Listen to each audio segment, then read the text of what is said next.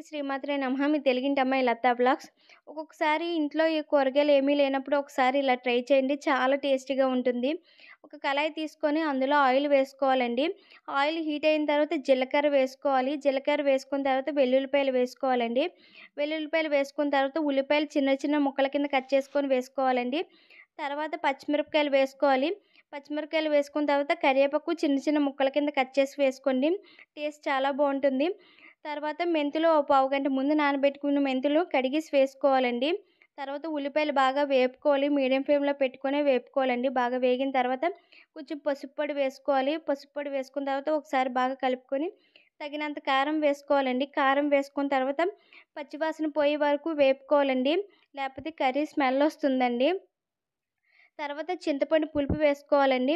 చింతపండు పులుపు వేసుకొని దానికి తగినంత సాల్ట్ వేసుకోవాలండి. చింతపండు పులుపు వేసుకొని తగినంత సాల్ట్ వేసుకొని బాగా కలుపుకోవాలండి. మీడియం ఫ్లేమ్‌లోనే ఉడికించుకోవాలండి. ఈ కర్రీకి మీడియం ఫ్లేమ్‌లోనే ఉడికిస్తేనే ఈ కర్రీ చాలా టేస్ట్‌గా ఉంటుందండి. ఇది బాగా వర్షం పడినప్పుడు వేడి వేడి రైస్‌లోని తింటుంటే చాలా హ్యాపీగా అనిపిస్తదండి. అంత టేస్టీగా ఉంటుంది. తెలియకుండానే చాలా అన్నం తినేస్తామండి. నా వీడియో నచ్చినట్టయితే లైక్ చేయండి, షేర్ చేయండి, కామెంట్ చేయండి. ఛానల్‌ని సబ్స్క్రైబ్ చేసుకోవడం మాత్రం మర్చిపోకండి.